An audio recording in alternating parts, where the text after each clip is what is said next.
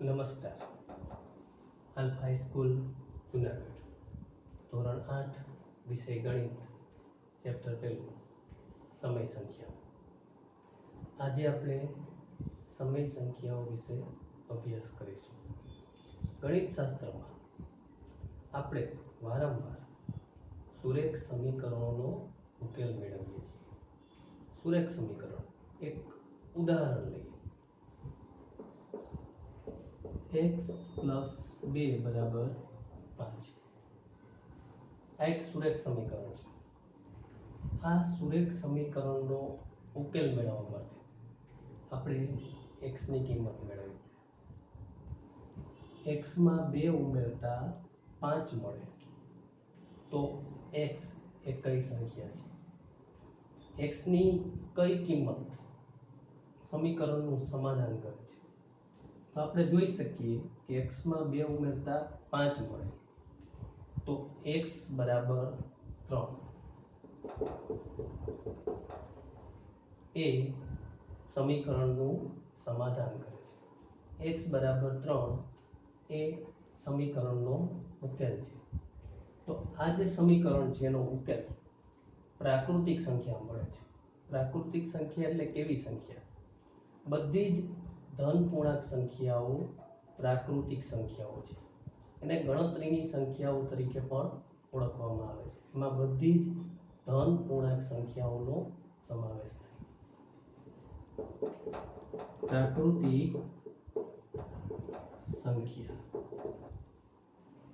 1, 2, 3 અનંત સુધી. આપણે બધી જ ધન પૂર્ણાંક સંખ્યાઓ છે એને પ્રાકૃતિક સંખ્યાઓ કહી શકીએ. ટૂંકમાં બધી જ ધન પૂર્ણાંક સંખ્યાઓ પ્રાકૃતિક સંખ્યા સાથે સંલગ્ન છે. પરંતુ પ્રાકૃતિક સંખ્યા દ્વારા જ બધા સુરેખ સમીકરણનો ઉકેલ મેળવી શકાતો નથી. આનો અર્થ એ થયો કે માત્ર પ્રાકૃતિક સંખ્યા એ સુરેખ સમીકરણને ઉકેલવા માટે પૂરતી નથી. આપણે બીજું એક સુરેખ સમીકરણ જોઈએ. x + 8 = 8. આ જે સમીકરણ છે એનો ઉકેલ આપણને 0 મળે છે. x બરાબર 0 મૂકતા બીજા સમીકરણનું સમાધાન થાય છે. બીજા સમીકરણનો એક ઉકેલ x બરાબર 0 છે. પરંતુ 0 એ પ્રાકૃતિક સંખ્યા નથી. કારણ પ્રાકૃતિક સંખ્યામાં માત્ર ધન પૂર્ણાંક સંખ્યાનો જ સમાવેશ થાય છે. તો જો આપણે પ્રાકૃતિક સંખ્યા વિશે વિચારીએ તો બીજા સમીકરણનો ઉકેલ મળી શકે નહીં. માટે પ્રાકૃતિક સંખ્યાના સમૂહમાં 0 ઉમેરવું પડે. તો જ્યારે પ્રાકૃતિક સંખ્યાના સમૂહમાં 0 ઉમેરવામાં આવે ત્યારે આપણને પૂર્ણ સંખ્યાઓ મળે છે.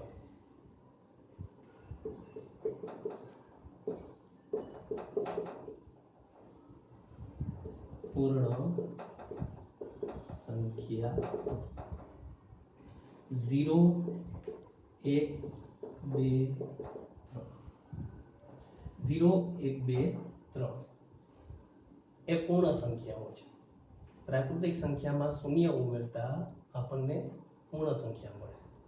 તો પૂર્ણ સંખ્યા દ્વારા બીજા સમીકરણનો ઉકેલ મળે છે.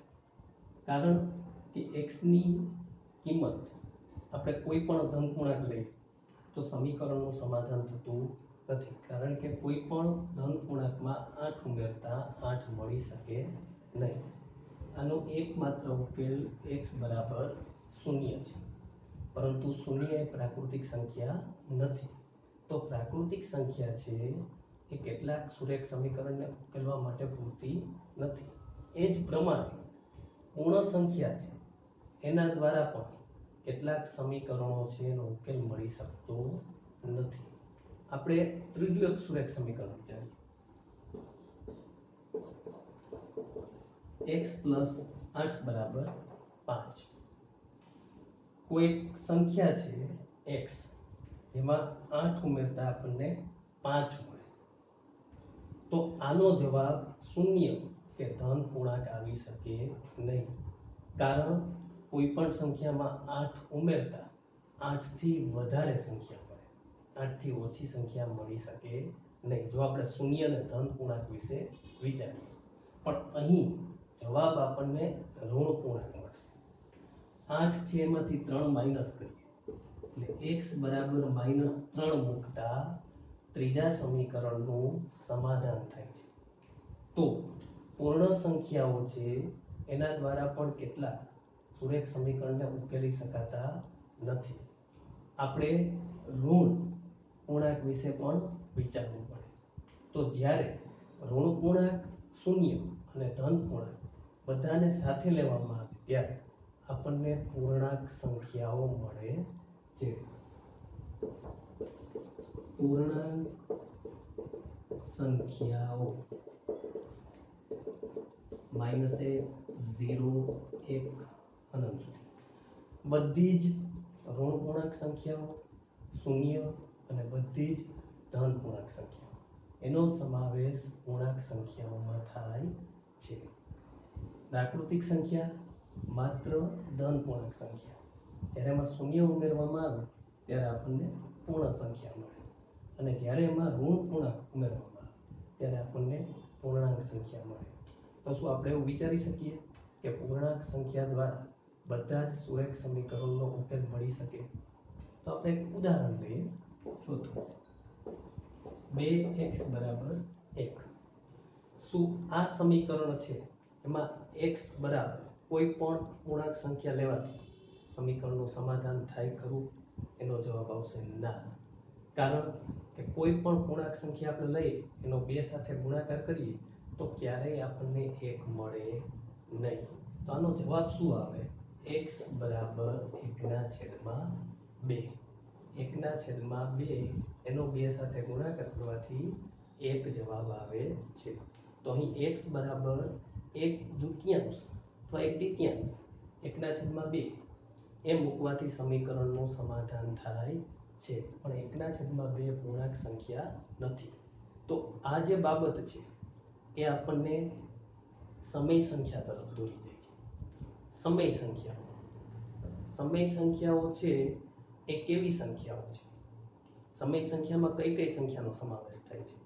તો પ્રાકૃતિક સંખ્યા, પૂર્ણ સંખ્યા, પૂર્ણાંક સંખ્યા ઉપરાંત અપૂર્ણાંક સંખ્યાનો પણ સમાવેશ થાય છે. 1/2 અપૂર્ણાંક સંખ્યા છે.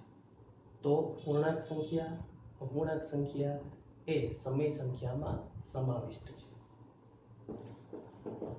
સમય સંખ્યાઓમાં આવશે -1 -1/2 0 1/2 1 અનંત સુધી.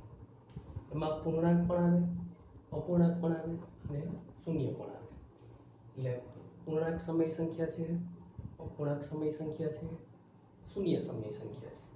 આ બધી જ સંખ્યાઓ છે એને સમય સંખ્યા તરીકે ઓળખવામાં આવે છે. સમય સંખ્યાને કેવી રીતે દર્શાવવામાં આવે છે? સમય સંખ્યા છે એને કેવી રીતે દર્શાવવામાં આવે છે? સમય સંખ્યાઓને p/q સ્વરૂપમાં દર્શાવવામાં આવે છે, જ્યાં p અને q પૂર્ણાંક સંખ્યાઓ છે અને q is not equal to 0, જ્યાં q બરાબર 0 નથી. તો સમય સંખ્યાના ઘણા બધા ઉદાહરણ છે. 3/5 સમય સંખ્યા છે, 5/7 સમય સંખ્યા છે. કોઈ પણ પૂર્ણાંક સંખ્યા હોય 8 એને પણ સમય સંખ્યા ગણી શકાય, કારણ 8/1 લખી શકાય એટલે p/q સ્વરૂપે દર્શાવી શકાય. તો આપણે પ્રાકૃતિક સંખ્યા વિશે ભણેલા, પૂર્ણ સંખ્યાઓ વિશે ભણ્યા, પૂર્ણાંક સંખ્યાઓ વિશે ભણ્યા અને સમય સંખ્યાઓ વિશે ભણ્યા. હવે પછીનો જે આપણો ટોપિક છે એ છે સમય સંખ્યાના ગુણધર્મો.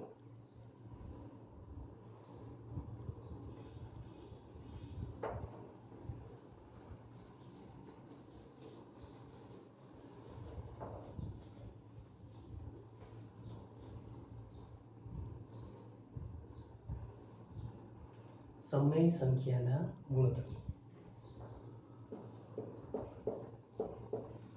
સમય સંખ્યાના ગુણધર્મો એમાં પહેલું આવશે સંવૃત્તતા. હવે આપણે સમય સંખ્યાના જે ગુણધર્મો છે એમાં પહેલું સંવૃત્તતા છે, એના વિશે ચર્ચા કરીએ તે પહેલા આપણે જે સંખ્યાઓ વિશે ભણી ગયા છીએ આગળના ધોરણમાં, પ્રાકૃતિક સંખ્યા, પૂર્ણ સંખ્યા, પૂર્ણાંક સંખ્યાઓ, એના જે સંવૃત્તતાના ગુણધર્મ છે એના વિશે ચકાસણી કરીએ. સૌપ્રથમ આપણે પ્રાકૃતિક સંખ્યા એનો જે સંવૃત્તતાનો ગુણધર્મ છે એ ચકાસીએ. પ્રાકૃતિક સંખ્યા 1, 2, 3 અનંત સુધી. ક્રિયા સંખ્યાઓ નોંધ. સૌથી પહેલા આવશે સરવાળો. ચાલો સરવાળા માટે પ્રાકૃતિક સંખ્યાઓ સંવૃત્ત છે કે નહીં તે ચકાસીએ. સૌથી પહેલા તો પ્રાકૃતિક સંખ્યાઓ છે સરવાળા માટે સંવૃત્ત છે એમ ક્યારે કહી શકાય? આપણે કોઈ પણ બે પ્રાકૃતિક સંખ્યા લઈએ, a અને b. a અને b બે પ્રાકૃતિક સંખ્યા છે, તો તેનો સરવાળો કરતા a plus b એ પ્રાકૃતિક સંખ્યા મળે તો આપણે એવું કહી શકીએ કે પ્રાકૃતિક સંખ્યા છે એ સરવાળા માટે સંવૃત્ત છે. સરવાળાની ક્રિયા માટે પ્રાકૃતિક સંખ્યાઓ સંવૃત્ત છે. આપણે કોઈ પણ બે પ્રાકૃતિક સંખ્યા લઈએ, 3 + 5 = 8. બે પ્રાકૃતિક સંખ્યાનો સરવાળો કરતા પ્રાકૃતિક સંખ્યા મળે છે. 4 + 7 = 11. બે પ્રાકૃતિક સંખ્યાનો સરવાળો કરતા પ્રાકૃતિક સંખ્યા મળે છે. આનો અર્થ શું થયો કે સરવાળાની ક્રિયા માટે પ્રાકૃતિક સંખ્યાઓ સંવૃત્ત છે. સરવાળાની ક્રિયા માટે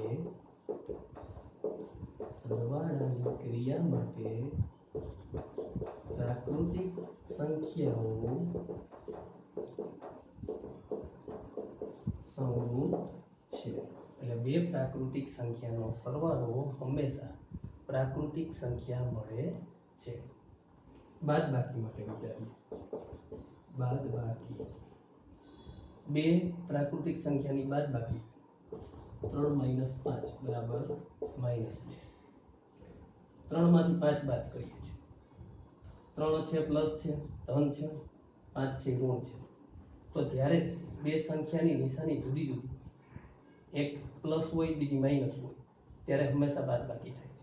અને મોટા પદની નિશાની 5 માંથી 3 બાદ કરતા 2 અને 5 છે માઇનસ છે એટલે -2. 4 - 7 -3. તો આપણે અગાઉ જોયું કે બે પ્રાકૃતિક સંખ્યાનો સરવાળો પ્રાકૃતિક સંખ્યા જ મળે છે, પણ જ્યારે બે પ્રાકૃતિક સંખ્યાની બાદબાકી કરવામાં આવે ત્યારે પ્રાકૃતિક સંખ્યા મળે પણ અને ન પણ મળે.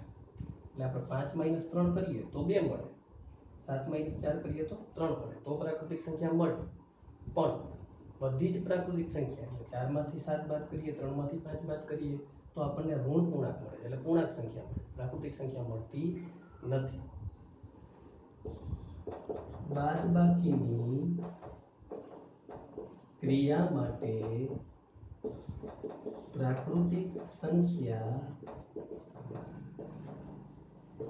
સંવૃત્ત નથી. બાદબાકીની ક્રિયા માટે પ્રાકૃતિક સંખ્યા સંવૃત્ત નથી. એટલે બે પ્રાકૃતિક સંખ્યાની બાદબાકી હંમેશા પ્રાકૃતિક જ મળે એવું જરૂરી નથી. ત્રીજું ગુણાકાર.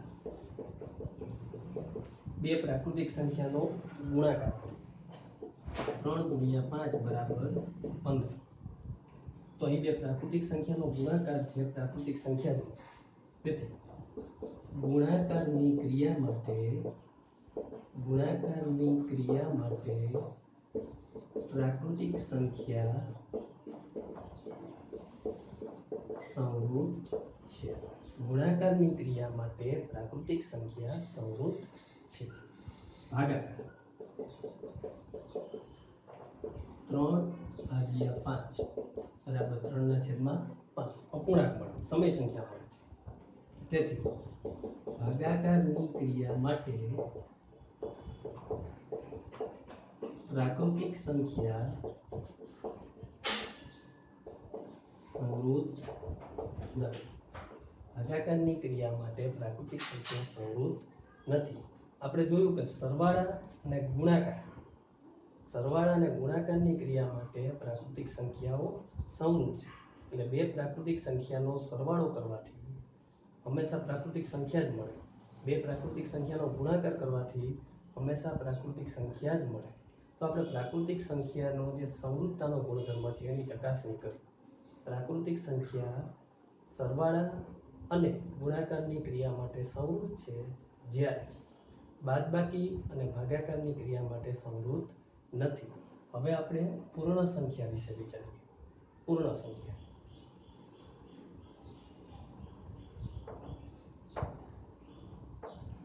એમાં પણ આપણે ચાર ક્રિયાઓ જોવાની.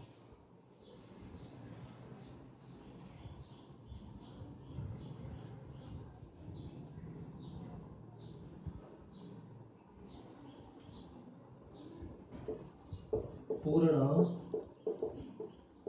સંખ્યા 0 1 2 3. સૌથી પહેલા સરવાળાની ક્રિયા માટે આપણે ચકાસીએ. 0 + 3 બરાબર 3, 0 + 5 બરાબર 5. બે પૂર્ણ સંખ્યાનો સરવાળો આપણને પૂર્ણ સંખ્યા મળે છે. 0 માં 3 ઉમેરતા 3 મળે છે, 0 માં 5 ઉમેરતા 5 મળે છે. તેથી સરવાળાની ક્રિયા માટે પૂર્ણ સંખ્યાઓ સંવૃત છે. સરવાળાની ક્રિયા માટે પૂર્ણ સંખ્યાઓ સંવૃત છે. હવે બાદબાકી માટે તો આપણે 0 માંથી 3 બાદ કરીએ તો -3 મળે, જે પૂર્ણાંક સંખ્યા છે, પૂર્ણ સંખ્યા નથી. માટે બાદબાકીની ક્રિયા માટે પૂર્ણ સંખ્યાઓ સંવૃત નથી. બાદબાકીની ક્રિયા માટે પૂર્ણ સંખ્યાઓ સંવૃત નથી. ગુણાકાર માટે ચાલો 3 × 4 બરાબર 12, 0 × 3 બરાબર 0. બે પૂર્ણ સંખ્યાનો ગુણાકાર પૂર્ણ સંખ્યા મળે છે. 0 × 3 0. કોઈ પણ સંખ્યાનો શૂન્ય સાથે ગુણાકાર કરવાથી જવાબ હંમેશા શૂન્ય જ મળે છે. પણ શૂન્ય એ પૂર્ણ સંખ્યા છે, એટલે શૂન્યનો 3 સાથે ગુણાકાર કરવાથી શૂન્ય મળે છે. બે પૂર્ણ સંખ્યાનો ગુણાકાર પૂર્ણ સંખ્યા મળે છે. માટે ગુણાકારની ક્રિયા માટે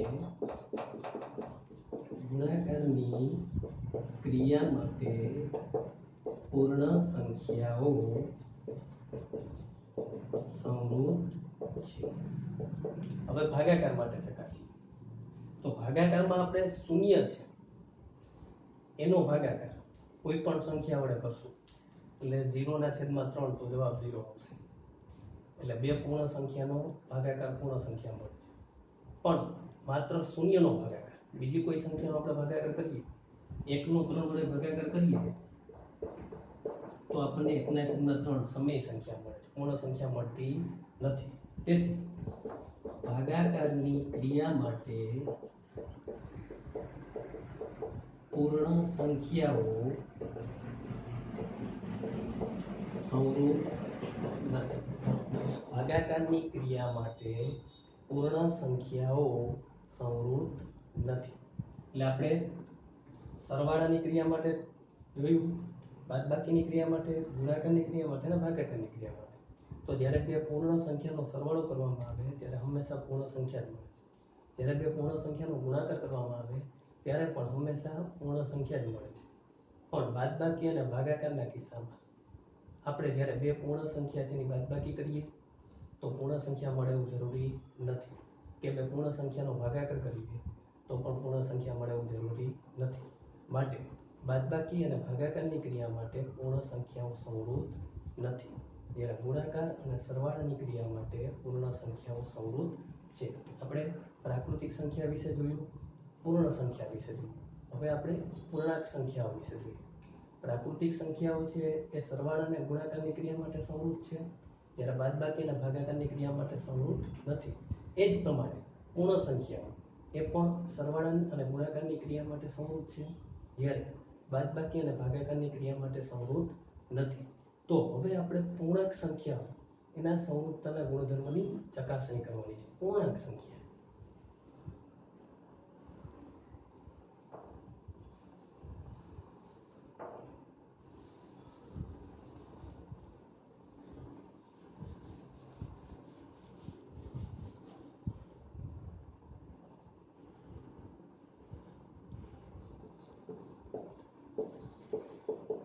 પૂર્ણાંક સંખ્યાઓ પૂર્ણાંક સંખ્યામાં -1, 0, 1 અનંત બધી જ ઋણ પૂર્ણાંક સંખ્યાઓ, શૂન્ય અને બધી જ ધન પૂર્ણાંક સંખ્યાઓ. સૌથી પહેલા આપણે સરવાળાની ક્રિયા માટે ચકાસીએ. બે પૂર્ણાંક સંખ્યાનો સરવાળો 5 + -3 પ્લસ માઇનસ માઇનસ 5 માંથી 3 12 એટલે 2. બે પૂર્ણાંક સંખ્યાનો સરવાળો કરવાથી પૂર્ણાંક સંખ્યા મળે છે. તેથી સરવાળાની ક્રિયા માટે પૂર્ણાંક સંખ્યાઓ સંવૃત છે. આપણે આગળ જોયું કે પ્રાકૃતિક સંખ્યા અને પૂર્ણ સંખ્યા એ પણ સરવાળાની ક્રિયા માટે સંવૃત છે. એ જ પ્રમાણે પૂર્ણાંક સંખ્યા પણ સરવાળાની ક્રિયા માટે સંવૃત છે. બાદબાકી 5 - -3 માઇનસ માઇનસ પ્લસ 5 + 3 = 8. બાદબાકીની ક્રિયા માટે પૂર્ણાંક સંખ્યાઓ સંવૃત છે. બાદબાકીની ક્રિયા માટે પણ પૂર્ણાંક સંખ્યાઓ સંવૃત છે, કારણ કે બે પૂર્ણાંક સંખ્યાની બાદબાકી પૂર્ણાંક સંખ્યા મળે છે. સરવાળાની ક્રિયા માટે, બાદબાકીની ક્રિયા માટે, બંને ક્રિયા માટે પૂર્ણાંક સંખ્યાઓ સંવૃત છે. ગુણાકાર 5 × -3 5 × 3 = -15. ગુણાકારની ક્રિયા માટે પૂર્ણાંક સંખ્યાઓ સંવૃત છે. બે પૂર્ણાંક સંખ્યાનો ગુણાકાર કરવાથી પણ પૂર્ણાંક સંખ્યા મળે છે. પૂર્ણાંક સંખ્યાઓ સરવાળાની ક્રિયા માટે, બાદબાકીની ક્રિયા માટે અને ગુણાકારની ક્રિયા માટે ત્રણેય ક્રિયા માટે સંવૃત છે. કારણ કે બે પૂર્ણાંક સંખ્યાનો સરવાળો કરવાથી પૂર્ણાંક સંખ્યા મળે, બે પૂર્ણાંક સંખ્યાની બાદબાકી કરવાથી પૂર્ણાંક સંખ્યા મળે અને બે પૂર્ણાંક સંખ્યાનો ગુણાકાર કરવાથી પણ પૂર્ણાંક સંખ્યા મળે. હવે ભાગાકાર -5/3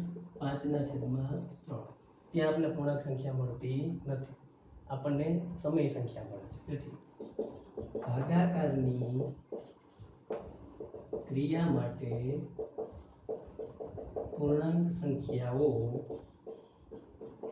સંવૃત નથી. માત્ર ભાગાકારની ક્રિયા માટે, સરવાળાની ક્રિયા માટે સંવૃત છે, બાદબાકીની ક્રિયા માટે સંવૃત છે અને ગુણાકારની ક્રિયા માટે પણ સંવૃત છે. તો આપણે પ્રાકૃતિક સંખ્યા, પૂર્ણ સંખ્યા અને પૂર્ણાંક સંખ્યાના સંવૃતતાના ગુણધર્મોની ચકાસણી કરી. હવે પછીના વિડીયોમાં આપણે સમય સંખ્યાના સંવૃતતાના ગુણધર્મોની ચકાસણી કરશું. Thank you.